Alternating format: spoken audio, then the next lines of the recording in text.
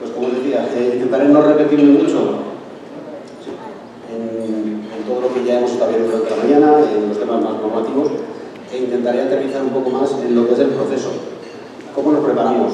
¿Qué es lo que viene? ¿Qué es lo que en el resto del mundo está calando y está viniendo hacia acá? ¿Y cómo podemos hacer sencilla la gestión de toda esta información que vamos a necesitar?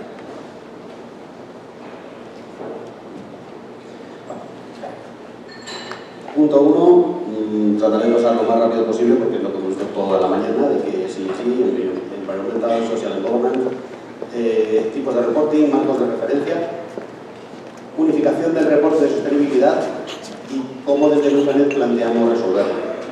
Tenemos una versión oficial y otra extraoficial, que es la que contaré al final de la sesión, porque creo que estamos todos muy preocupados con el informe a presentar, con los requisitos normativos y legales que nos van a venir, pero es que esto aparte puede ser un beneficio para la compañía. Y los sistemas de información nos pueden ayudar a modificar cómo al final de año quedamos en la foto. Olvidemos todo esto, quedémonos en factores medioambientales, sociales y de gobernanza, que los inversores van a medir a la hora de analizarlos. ¿Por qué? No es por un tema de buenismo, no es por un tema de queremos ser muy verdes, muy respetuosos y más. Es por un tema de cómo les van a ver a ellos y del impacto que terceras compañías van a tener sobre la sostenibilidad o sobre los resultados de ESG de las propias compañías. Hay diferencias entre lo que es ser carbono neutral o ser net zero. No es lo mismo no emitir que emitir y compensar. Y todo esto es lo que la gente va a considerar por el impacto que va a tener en sus cuentas. Al final es un tema regulatorio en el que condicionar resultados económicos por el hecho de lo verde, sí, solo sí, no es demasiado condicionante. El objetivo, reportar en consonancia con los marcos, normas, reglamentos, expectativas de inversores. Y no solo proporciona la huella individual de una empresa, sino lo que os decía, de sus socios de influencia, de todos los stakeholders que tienen alrededor, cómo les impacta y cómo impacta a sus cifras y a su cuenta de resultados y a su imagen ESG para esa nueva proyección de su ESG hacia arriba. ¿Con quién tenemos de verdad un problema reputacional si no somos ESG compliant? Con las nuevas generaciones. La gente de millennials hacia acá sí que de verdad está concienciada con esto, que sí que les preocupa y sí que les importa. Pues mucha compañía de logística está tratando de mejorar sus procesos, de hacerse en muchos casos un greenwashing, tratando de proyectar una imagen mejor, más concienciada. A ellos no les preocupa tener un coche. Yo lo tenía en Iguay y no se lo estoy teniendo ahora. Gente que a sus 25 años no tiene una preocupación por poseer un vehículo, por tener una casa, pero sí que viajan. Y viajan mucho. Y salen mucho a cenar. Y tratan de disfrutar mucho.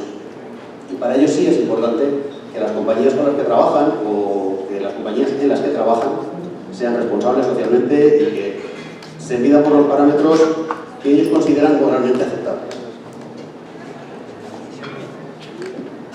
En esta resumimos un poquito, otra vez, de lo que hablamos: proteger al medio ambiente, protegernos ante el cambio climático, el uso de energías renovables, reducir emisiones, etc. Que lo llevamos escuchando toda la mañana. Importante, el sellito de abajo, el ESG que tenemos puesto en Nucleanet, porque sí tenemos una solución de verdad preparada para dar cabida a los distintos marcos y a los distintos tipos de reporte que se pueden hacer. Os decía, oportunidades. 77% de los millennials son conscientes del impacto que producen al medio ambiente los productos que compran. Esto lo que dio McKinsey no sé cuándo, y me parece un dato increíble porque yo no me he preocupado jamás de esto. Y tampoco me pillan tan lejos. 60% del resultado de explotación puede verse afectado por la implementación de políticas ESG. El 60% del resultado es una cifra más que relevante y es la estimación que McKinsey hace sobre el impacto que puede tener una correcta o incorrecta gestión de los criterios ESG. Los inversores, el 85%, se preocupan y tienen en cuenta los factores ESG. ¿Por qué? Por lo que os decía, por esta acumulación y esta agregación hacia arriba de los datos de cada uno de los proveedores. Si compro un proveedor que es muy limpio, me está compensando las emisiones de otro. Por tanto, en mi resultado neto estoy siendo beneficiado por esa compañía que emite menos. Atracción del talento, lo que comentábamos antes. Están más preocupadas las nuevas generaciones de este tipo de cosas que del salario y poco más, como nos enseñaban hace 20 años. Y mejora reputacional. Una compañía que salga en prensa por algún problema de sostenibilidad, un problema ambiental, un problema de cualquier otro tipo de incumplimiento ESG, va a tener serios problemas en cuanto a la comercialización de sus productos o servicios. ¿Por qué la gente no lo va a hacer?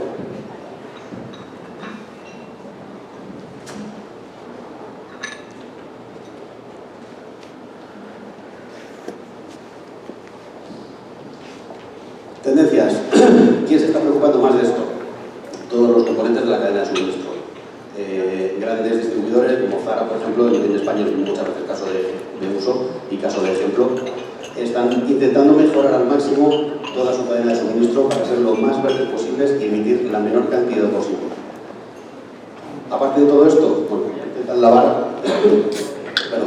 intentan lavar imagen de otras muchas maneras. La legislación en Europa ya es mucho más exigente de lo que era. Teníamos la necesidad de presentar el informe de sostenibilidad en las cuentas anuales. Ya van pidiendo que nos ciñamos a marcos, ya van pidiendo que tengamos en cuenta todos los criterios ESG, que ya no es solamente la sostenibilidad entendida como un tema medioambiental, que es lo que teníamos hasta ahora. Compañías con objetivo de cero emisiones, lo que os decía. Primer paso, resultar net cero, ya te deja una imagen razonable. Estoy emitiendo, pero estoy compensando. Lo que hizo Volkswagen cuando empezó a comercializar los coches, te decía que plantaba un bosque. Y que por el coche que tú estabas comprando, estaba plantando no sé cuántos árboles para compensar las emisiones de carbono de tu vehículo durante su ciclo de vida. Ahora, el siguiente objetivo es conseguir no emitir.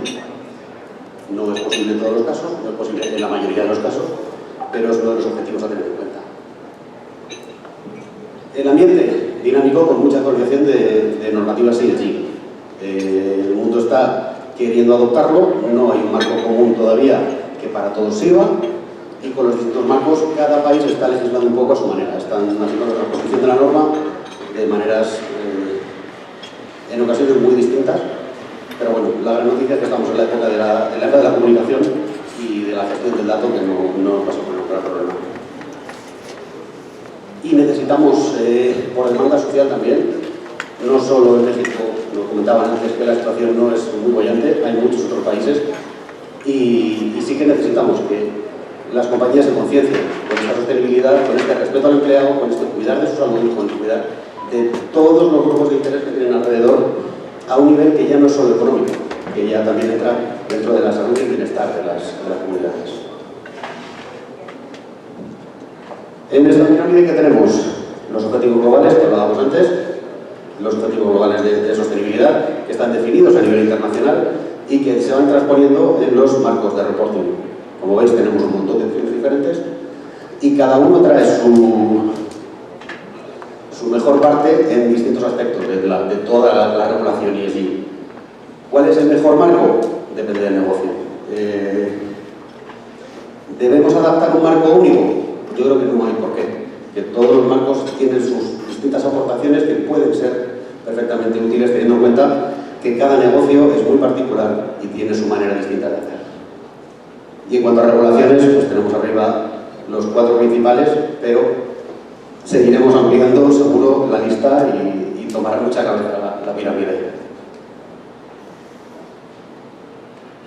Como veis, esto es una breve reseña de quién es cada uno de los creadores de los marcos de referencia. Que sepáis que hay distintos y que dentro de un proyecto de ESG donde estemos queriendo gestionar la información y donde tengamos que cumplir con la obligación, vais a tener 1000 opciones para elegir. Proceso, pues como cualquier otra normativa nueva, cualquier proceso nuevo de reporte exigido o cualquier cosa similar. Que es obligatorio, que es voluntario, igual. Punto 1, a definir el proceso que tenemos que seguir. Lo que os decía, decir el marco, libertad, interpretación, asesoría, hay expertos ya muy documentados en todo el marco, en toda la regulación ESG, que os van a ayudar seguro a identificar cuál es la mejor selección de partes de marcos para generar el mejor reporte. No solo por el hecho del reporte, que ahí estaríamos pensando en solamente cumplir con la obligación, sino en componer de verdad un cuadro de control de los aspectos ESG. Porque podemos hacer que esta información sea válida mes a mes y podemos corregir en febrero o en marzo cosas que en diciembre ya no podríamos hacer. cambios de cómo se va a reportar ESG es que va a ser etiquetado en XBRL y va a ser público. Vamos a poder medirnos con nuestros competidores. Vamos a poder ver qué hace el resto del mundo. Y en función de esto, decidir qué queremos contar y qué no queremos contar, dentro de cumplir con la obligación normativa. ¿A quién reportamos? Inversores, clientes, organismos oficiales, asociaciones empresariales, pero lo más importante, los empleados. Son los primeros que van a ver quiénes somos de verdad y son los primeros a los que debemos querer mantener. Estamos peleando mucho por la retención del talento, porque la gente no se vaya de las empresas, porque tengamos de verdad una permanencia de los empleados dentro de la compañía, y esto es uno de los aspectos que les va a preocupar. Si su compañía sale bien o no en la foto de ESG. Si es una compañía de la que sentirse orgulloso a la hora de contar mi trabajo. El siguiente paso, pues alinear qué partes son las que queremos meter dentro de los marcos para nuestro reporte y para nuestro cuadro de indicadores.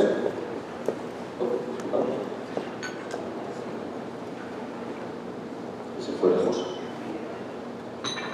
Y un punto súper importante es el análisis de materialidad. Y aquí sí que recomendaros que utilicéis a un experto siempre. ¿Por qué? Porque es el momento de seleccionar cuál es la imagen que vamos a transmitir. O sea, aquí entran en juego dos perfiles que no suelen en lo que es un reporte normativo de una compañía hacia afuera. Uno es este experto en sostenibilidad que nos tiene que ayudar a definir cómo gestionarnos y qué queremos comunicar, y otro va a ser marketing. Otro de los objetivos de todo esto es contarlo. Es contar lo verdes que somos, lo bien que lo hacemos, lo respetuosos que somos con la comunidad, lo que nos preocupa el desarrollo de todos nuestros grupos de interés. Digo, son cosas que hasta ahora no se hacían, que preparar la memoria financiera todos los años era pura finanza, y marketing le ponía pues, un diseño más bonito, en fin.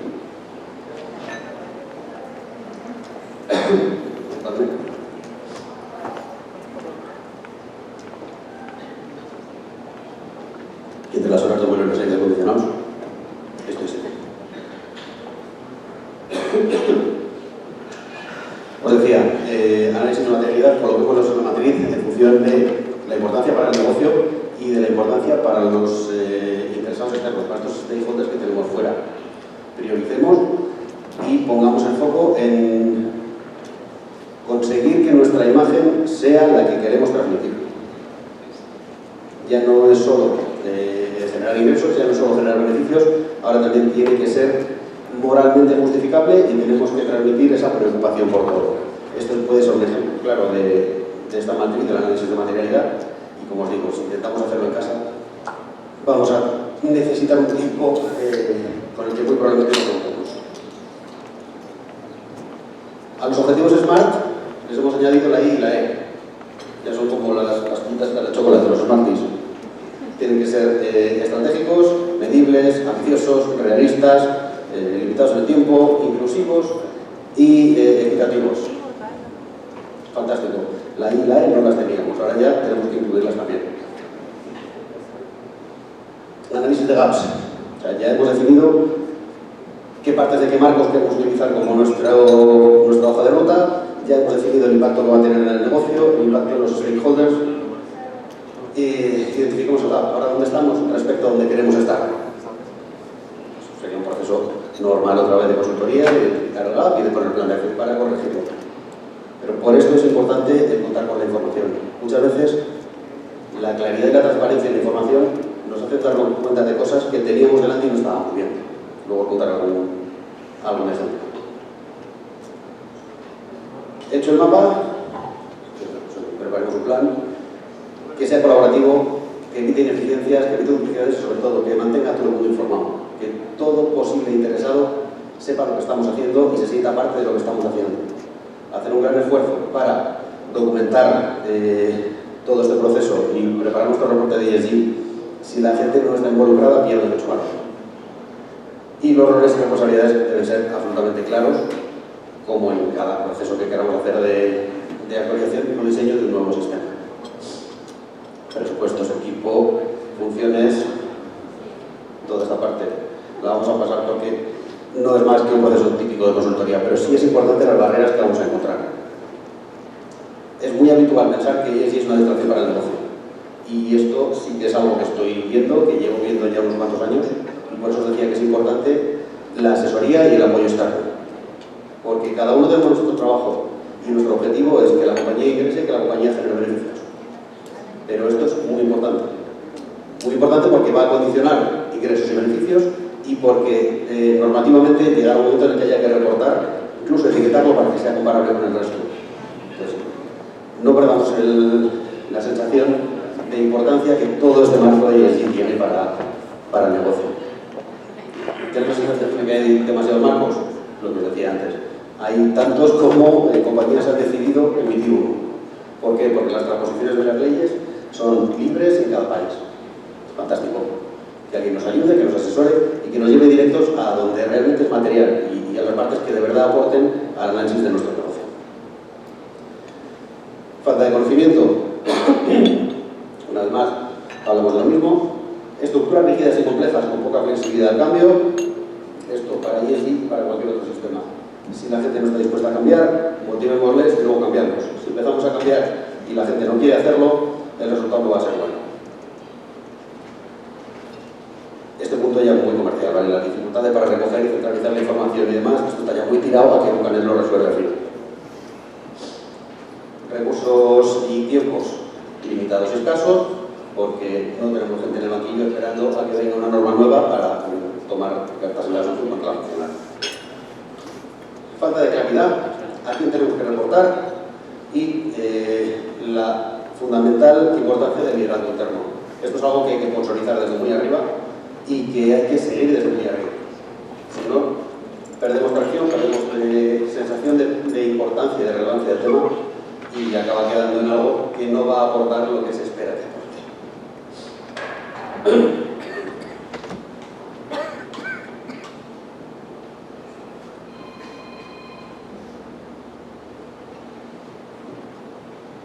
¿Qué proponemos desde Bucanet?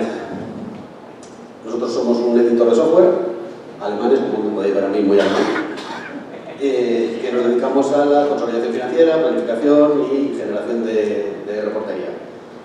¿Qué ha ocurrido con ESG? Es una gran oportunidad para nosotros de ampliar funcionalidad, de ampliar nuestro portfolio de servicios para nuestros clientes. ¿Qué hacemos? Cubrir todos los marcos. Me da igual cual sea, tenemos ya preparada la solución, hemos tenido un equipo de 12 personas montando toda la parte funcional de ESG para tener toda esa cobertura. Se han leído todos los marcos y tenemos ya los sistemas preparados. Combinamos la estrategia financiera con la estrategia de ESG y damos visibilidad conjunta. Es fundamental, por lo que decía antes. Necesitamos ver datos, necesitamos ver información real y necesitamos ver lo que tenemos delante, pero que muchas veces, porque no contamos con herramientas debidas, somos incapaces de verlo. Os contaba de un ejemplo que lo utilizo mucho y es un cliente que compra una compañía, es un fondo de capital riesgo, compra una compañía, después de todo es proceso de due diligence, pero todo fue como muy opaco y muy oscuro. Contrataron un nuevo director financiero que implementó Bucanet, es un señor que es la quinta vez que lo implementa. Tardó 3 semanas en poner su Bucanet a funcionar para descubrir que la compañía no era viable, que estaba en quiebra. Y están reclamando al vendedor y la compañía ha cerrado. ¿Por qué? El dato estaba allí. Él no tenía más información que quien hizo todo el proceso de análisis, pero no tenía visibilidad y no tenía el dato a la vista. Eso es lo que proponemos también con la parte de ESG. No esperemos a final de año a preparar el informe, a que venga una consultora externa y nos prepare el informe, porque ya no puedes hacer nada. Si lo estás viendo en febrero, si lo estás viendo en abril, todavía puedes actuar, todavía puedes buscar una vía alternativa de transporte, puedes buscar un fabricante de algún componente que tenga mejores cifras de ESG. Pero si lo estamos haciendo ya en enero a ejercicio cerrado, cuenta lo que quieras, mete mucho marketing y que trate de maquillarlo. No queda más opción. Siguiente punto importante. Juntamos dato monetario y dato no monetario. No sé en México todavía cómo está la regulación o cómo va a estar, pero según el marco europeo ya hay que dividir ingresos y gastos en verde y no verde.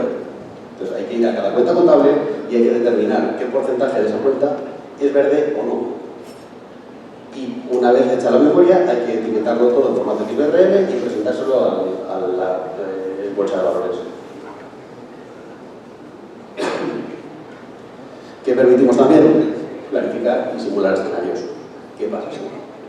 Nosotros tenemos clientes que frente al COVID-19 tardaron horas en preparar sus simulaciones, en entender cuál iba a ser el impacto de si estábamos 3 semanas encerrados, si estábamos 3 meses o si estábamos 3 años. Y eso es algo que con un sistema sencillo se puede hacer de manera sencilla y rápida, pero no contar con un sistema nos va a generar el pánico de no saber dónde estamos, de no saber dónde vamos a estar y de no saber cómo actuar. Y las normativas están constantemente evolucionando, son muy nuevas, hay muchas, muy diferentes. Y todas en proceso de desarrollo y en proceso de evolución. ¿Qué ofrecemos nosotros? Estar al día de todo esto y actualizar la solución para que dé cobertura a todas las novedades de construcción.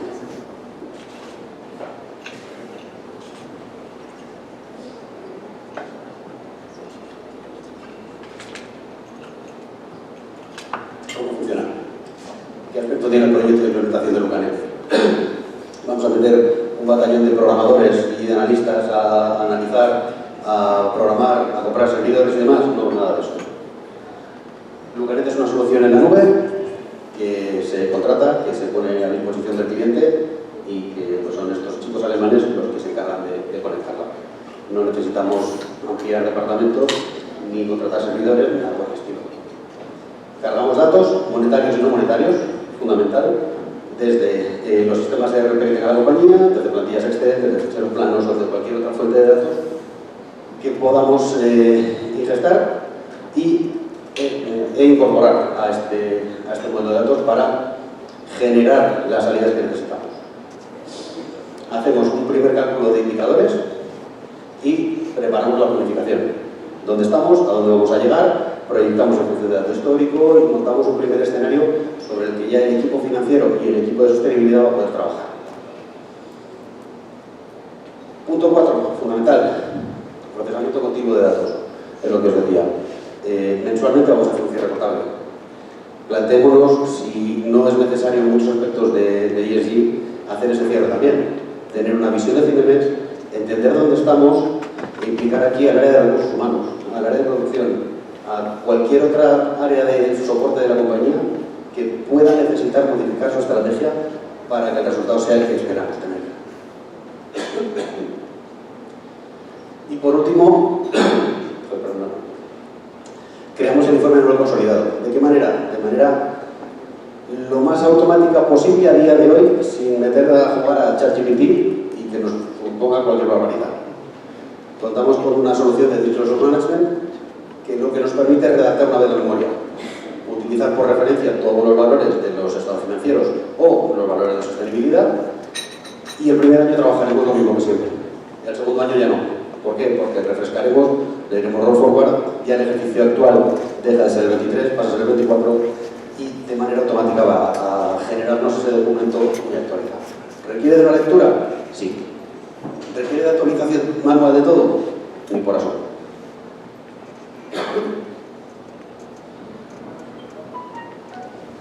Siguiendo con este leño técnico así después de comer a estas horas,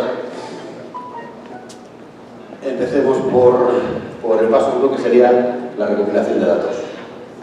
Es un poco cerrar un círculo lo que vengo comentando. Recopilar, utilizar estructuras, calcular indicadores, integrar hacia afuera, primero con la mano, como os decía, para el Resource Management, generar la memoria en automático y no tener que tener a personas haciendo trabajo de máquinas, analizar rendimiento y varianzas en función de los criterios ESG y tener una fuente única de verdad para los datos, tanto financieros como de sostenibilidad. ¿Qué nos va a permitir esto? Tener un cuadro de control, tener un cuadro de mando, y Power BI y cualquier otra herramienta de Business Intelligence, que nos permita medir y saber dónde estamos respecto al cumplimiento. Ya os digo, un tema de brecha salarial, un tema de exceso de emisiones, puede suponer una sanción, puede suponer algún tipo de inhabilitación temporal para ciertas cosas, pero sobre todo va a suponer un problema reputacional. Y a día de hoy, si no cuidamos eso, que tenemos los clientes más informados de la historia y tenemos 1.000 millones de sitios donde podemos ver valoraciones de servicios y productos, podemos tener un problema con un tema simplemente de control, por algo que se nos ha escapado del radar de todo este asunto de la sostenibilidad. Y la gente ya no tiene ningún tipo de miramiento a la hora de levantarlo. Existe Twitter. Y Twitter es capaz de hundirle la vida a cualquier persona, a cualquier compañero, porque a alguien algo no le ha parecido bien. Estamos súper expuestos y tenemos que ser muy prudentes. Entonces, para mí, el factor fundamental y el principal papel que tiene ESG dentro de todo el mundo empresarial es la protección de la marca, es la protección del negocio. Porque estamos súper expuestos y no sabemos a qué. Y estos marcos nos ayudan a controlar los aspectos susceptibles de ser problemáticos y conflictivos. Con esto,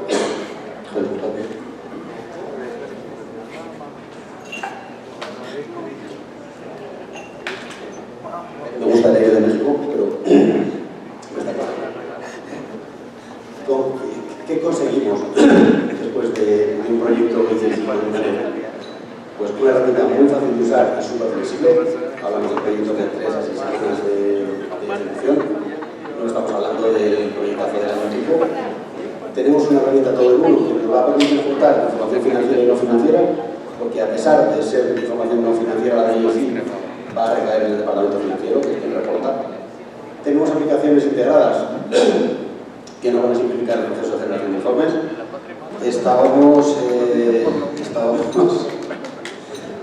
terminando la parte más comercial de toda la historia, que es la que menos me gusta, la que habla tanto de la solución que venimos a traer a América y de cuál es la aportación para todo el mundo de ESG y todo el entorno de la sostenibilidad, entendida no solo como los aspectos verdes, no solo como los aspectos del medio ambiente, sino de gobierno y social. Hasta aquí la parte oficial, lo que os decía que repasábamos dentro de la oficialidad de todo esto. La parte no oficial y cómo lo he estado viendo en los últimos años,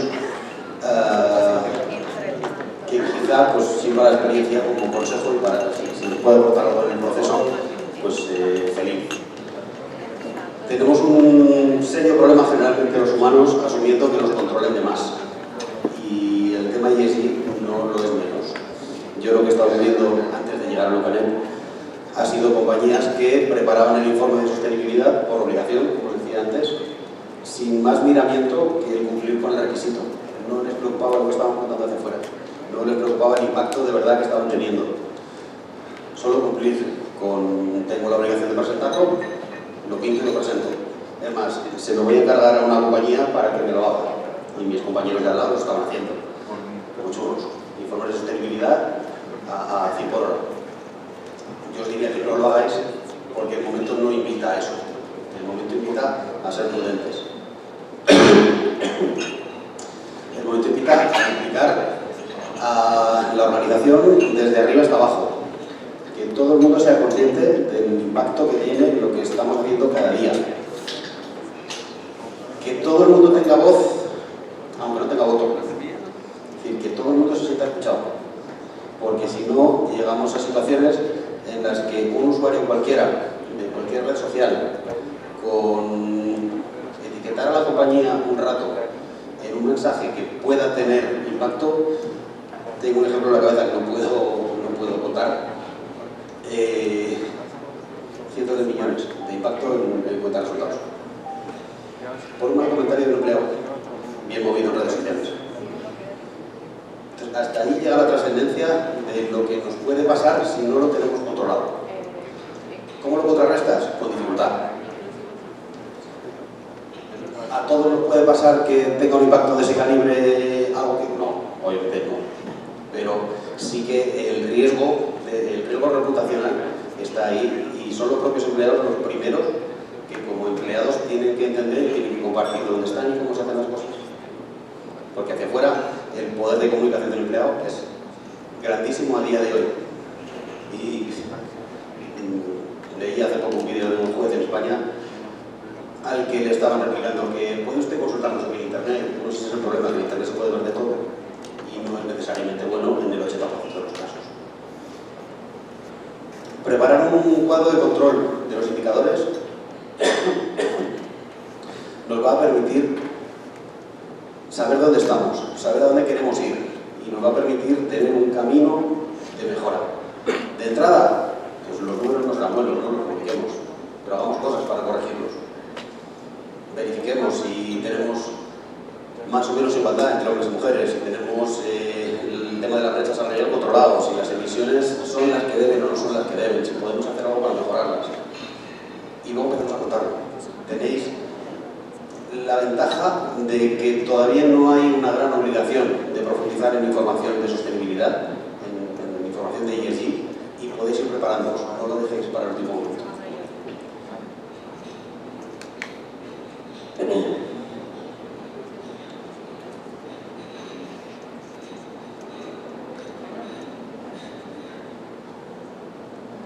El agua y la pastilla tampoco son la mejor solución.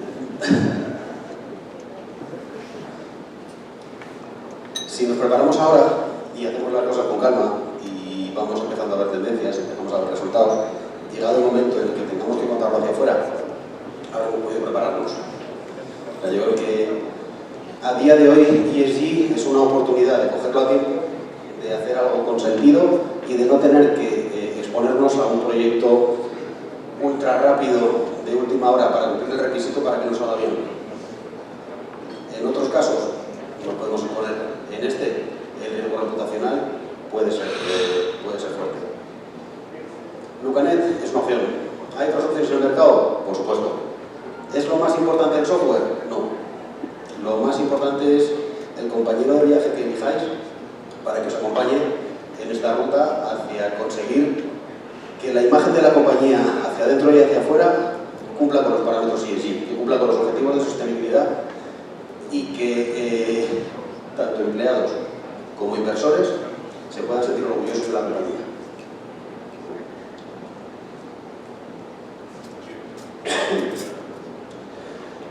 El otro aspecto, el factor software, que es el que me trae aquí, 20 años llevo en Lucanet haciendo este tipo de cosas, por supuesto, os lo recomiendo a todos. Pero no somos los únicos en el mercado y también os invito a que podáis analizar competidores y analizar compañías que os acompañen en el camino. Fundamental durante el proceso de generación de todo esto. Comunicación, comunicación, comunicación, comunicación a toda la organización. Que todo el mundo sepa qué estamos haciendo, que todo el mundo sepa qué significa de lo que estamos hablando. Yo descubrí, no ayer que vine a México, en el último viaje hace un mes, un cartel en la carretera que me resolvió una duda fundamental que yo tenía. Yo no sabía lo que significaba ahorita. Ahorita en España es ya. Aquí vi un cartel que ponía que es dentro de las próximas 24 horas. Entonces, como ya tengo marco, porque a mí la ahorita me ha supuesto pensar que era cualquier momento, entre ahora mismo y el día que me muera. Y haber un cartel donde me dicen que es en las próximas 24 horas, me deja tranquilo. Ya tengo un marco de referencia. Pues esto es lo mismo. Tengamos un marco de referencia, sepamos dónde queremos estar e identifiquemos con eso si estamos bien o no. Porque a día de hoy nos pueden decir que emitimos 36.000 toneladas de CO2. ¿Pero está bien o no? No lo sé. Entonces, preparad los indicadores, a ser posibles de colores, que los identificamos mucho mejor los humanos. El verde es bueno, el rojo es malo, y os va a permitir estar tranquilos en lo que a sostenibilidad se refiere.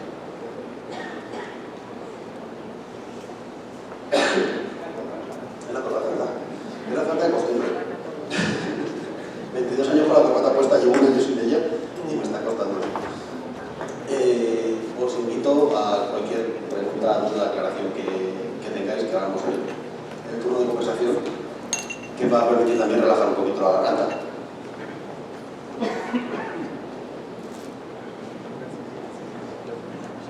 Abrimos un espacio de preguntas y respuestas.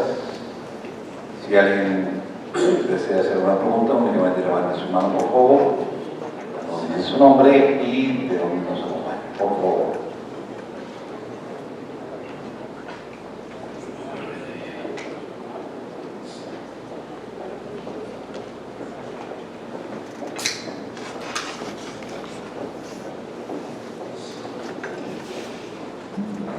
Hola, ¿qué tal? Hola. Es que lo pusieron para tu volumen. Te lo cambio. ¿Qué tal? Soy Carlos Carrillo. Mucho gusto, muchas felicidades por tu presentación. Tengo la duda de cuál es la norma de información que se usa para revelar esta información. Pues tienes, creo que tantas como, bueno, muchas más de las que quieres tener.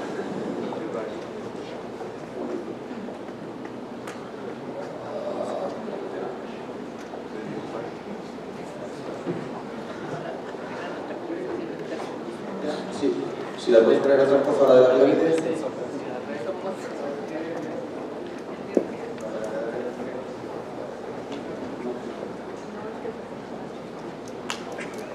De nuevo ChatGPT se lo revela. No, atrás, hacia el otro lado.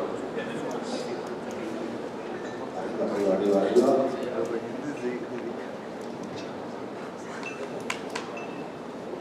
Aquí para la siguiente, esta es.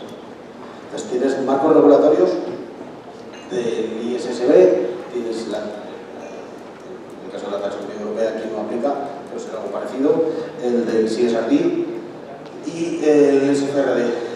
Esos 4 marcos regulatorios son los vigentes en el mundo a día de hoy. ¿Cuántos más van a aparecer? Tantos como la gente quiera emitir. Debajo de todo esto están los frameworks, los marcos regulatorios, los marcos de reporte, que te van a definir qué reportar y cómo reportarlo. Y de esto es donde tienes que elegir qué es lo que tú quieres contar hacia afuera. Puedes elegir uno de ellos perfectamente y contar con, de la A a la Z, yo sigo este marco. O asesorarte mejor y que alguien te diga, pues mira, de este vamos a coger esta parte, de este esta otra, de este esta otra, con esto te compones tu informe. Nadie te va a obligar a emplear un marco completo ni emplear solo uno. Y te van a ayudar a componer una imagen mejor, etc. ¿Contesta tu pregunta?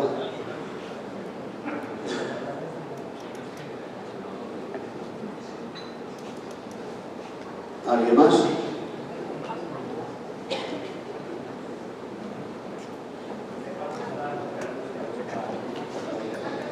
Como obligatorio empieza este año en Europa. Sí, llevamos, ha habido prórrogas. Llevamos con la espada de Damocles de que empieza a ser obligatorio desde hace 3. Lo que ha sido obligatorio es el informe de sostenibilidad que se ha ido extendiendo y ha pasado a ser el reporte de ESG. Básicamente el cambio ha sido de pasar solamente de hablar de cambio climático y de impactos en el medio ambiente a el informe completo de impacto social y gubernamental. Pero obligación de reportar bajo el marco de la taxonomía empieza este año. Y en el caso europeo no solo implica el determinar qué parte de los ingresos son fuertes y cuáles no, sino que también significa el etiquetar en formato de URL y tener que presentar a la bolsa de valores toda esa información para ser comparable y legible por máquinas.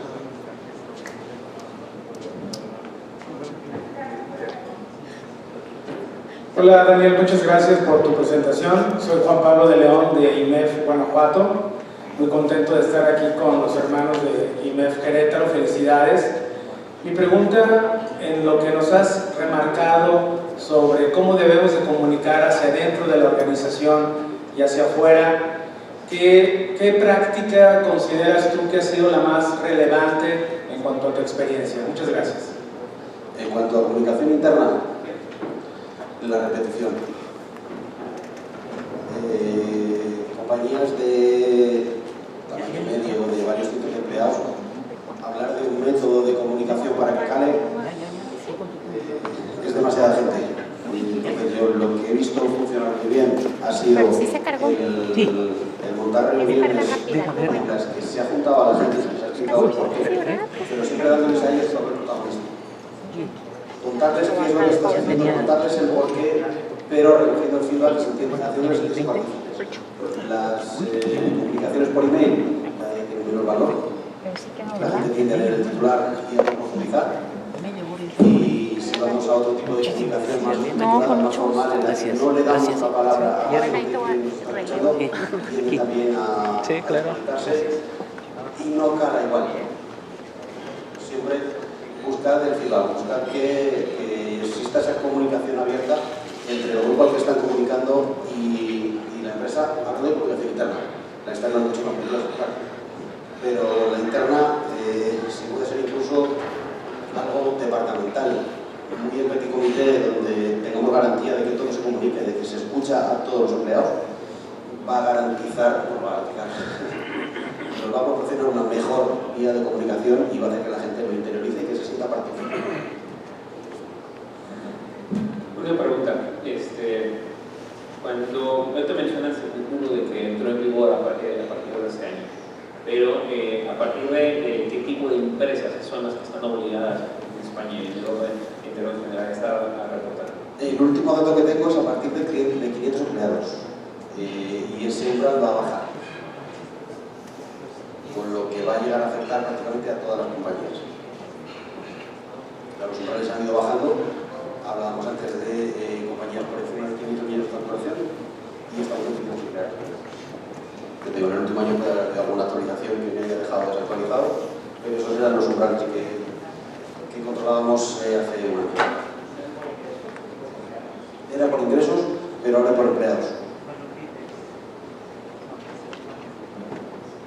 Al final está formando un impacto en la sociedad y los empleados son un factor importante. Hola, soy María Elena Chargoy de Dehesa San Isidro, somos una UMA en San Miguel de Allende, Guanajuato. Quería preguntarte si la definición de los KPIs de cada empresa están definidos por la legislación local o cuál es el criterio. Pues efectivamente es legislación local porque hay sitios que tienen legislados umbrales y sitios donde no los tienes. Entonces, sí que depende del marco y depende de la regulación en dónde está el valor válido para ese indicador. Entonces, es parte del producto de ese análisis en determinar dónde está. Sí que hay marcos de referencia, pero depende localmente por país e incluso en España lo mismo por comunidad autónoma. No es lo mismo emitir en Galicia en España que emitir en Andalucía.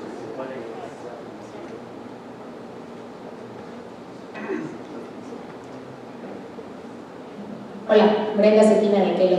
Una duda, dentro del servicio que ustedes ofrecen, ¿ustedes hacen la revisión del marco legal local? No lo hacemos nosotros directamente porque nuestro modelo de negocio no pasa por prestar servicios. Nosotros trabajamos con compañías locales, como en este caso en Querétaro con PKF, y es nuestro partner quien presta ese servicio. Son ellos quienes tienen ese dato local precisamente por esta capilaridad. Nosotros a nivel mundial tener controlados los marcos normativos de todas y cada una de las distintas provincias de cada uno de los países donde estamos sería un ejercicio imposible.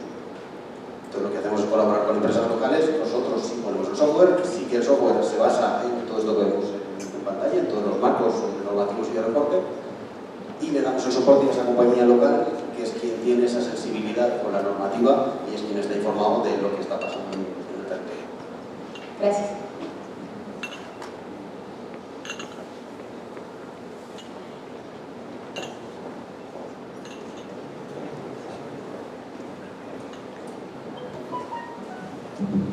Cuando uno se empieza a empapar en este tema, estaba leyendo que las empresas Standard & Poor's 500 a partir del 2020 hay un indicador donde el 90% de las empresas están utilizando ya criterios ESG para estar manejando y estar dentro de ese sector. Estas las empresas ya están reportando a través de esta regulación o simplemente están aplicando los criterios, o cómo brinco de primero lo tengo que aplicar y luego tengo que reportar. O sea, ¿cuál es esa transición que tendrían que estar manejando las empresas? No estoy hablando tanto del software sino de la experiencia que puedas tener. ¿Qué fue antes, el huevo o la gallina? Primero están reportando en muchos casos y reportando datos que no les dejan bien, es lo que os lo decía antes.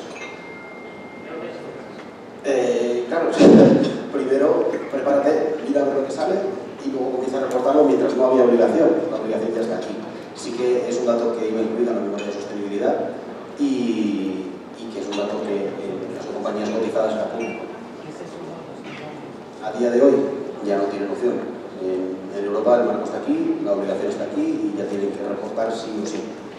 Y además en función del sector, la taxonomía, que es la que vemos ahí en medio, determina criterios obligatorios y determina un umbrales y determina cifras y determina que tienes que estar ahí, pues estás incumpliendo. Y ese incumplimiento conlleva sanción. Ya no es el policía que te pilla en carretera con exceso de velocidad y te multa. Es que vas a ir tú a decirle, mire, es que en este tramo iba por encima del límite de velocidad. Sanción. Es un buen sistema. ¿Cómo reportas? La parte cuantitativa me queda muy claro cómo la vas a reportar, y la cualitativa en función de acciones y no de números también está dentro del reporte. Claro, es la parte narrativa del reporte de sostenibilidad. Tenemos dos partes. Una que es montar este cuadro de indicadores, estos KPIs, y tener control del dato, recopilar la huella de carbono, recopilar todo tipo de emisiones y demás, recopilar nuestro dato personal, de qué hacemos con nuestros empleados, de cómo nos comportamos con la comunidad. Y todo esto hay que narrarlo. Y todo esto es lo que va al informe de sostenibilidad. Por eso hablo yo de meter a marketing. Porque tenemos que ser muy cuidadosos. Y tenemos que medir mucho el mensaje de lo que contamos hacia afuera, y hay que publicarlo.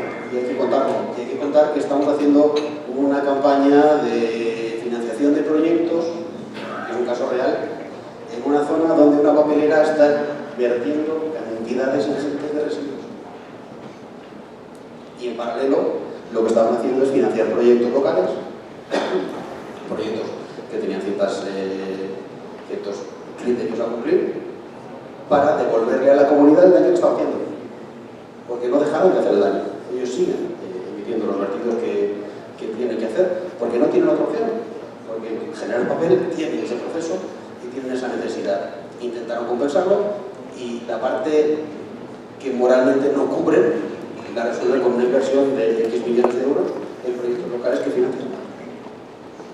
Ese es el lavado verde de, bueno, emito, pero compenso de alguna manera.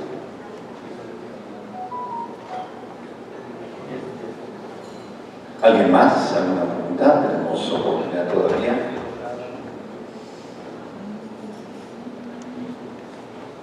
¿Nadie más? El licenciado. Sí. Pues para cerrar, agradecerles a todos la presencia y la atención, y disculpad esta